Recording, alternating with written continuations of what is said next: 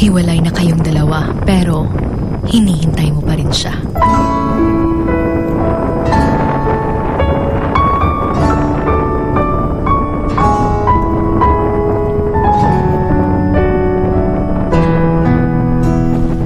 Hiwalay na kayo, pero hinihintay mo pa rin yung text niya. Hinihintay mo pa rin na baka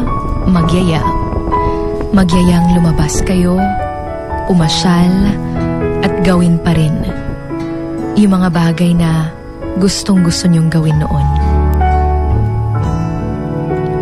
Nagbabaka sakali ka pa rin na makatanggap ng text, tawag, o kahit missed call lang mula sa kanya. Yung gabi-gabi mong tinitiis yung pain.